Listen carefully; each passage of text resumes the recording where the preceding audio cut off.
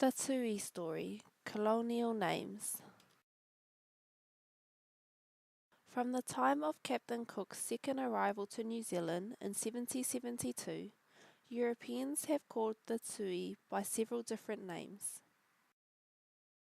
Early European visitors wanted to know the Māori names for the animals and plants they saw. Reinhold Forster was the naturalist on Captain Cook's second voyage to New Zealand in 1772. Forster asked the Rangitāne people living in Queen Charlotte Sound what the name of the bird they heard calling was.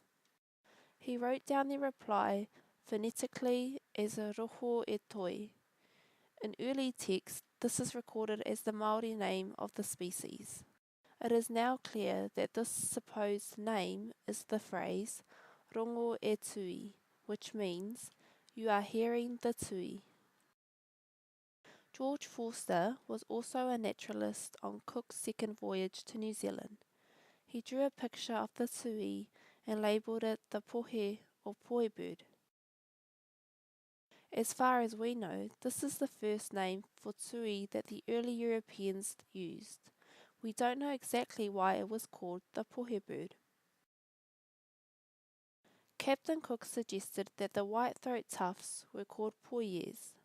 Māori wore ear pendants, poies, with tui as feather ornaments.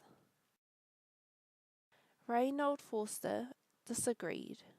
He said that European sailors used this name. Early European colonists also called the tui the mockingbird because of the tui's powers of mimicry. Both Māori and Pākehā taught tui to speak. The tuft of white feathers at the tui's throat reminded European settlers of the white collar of a minister or parson. The name parson bird became fashionable for the tui. The early spelling of tui reflects English conventions of the time where long vowels in Māori were not shown by macrons. The tui is now one of New Zealanders' favourite garden birds, and its name is changing again to reflect the correct Māori pronunciation. When tui is spoken and spelt correctly in Māori, both vowels are long and it is written with macrons as tui. Tui is now sometimes written like this in English too. This helps us pronounce its name.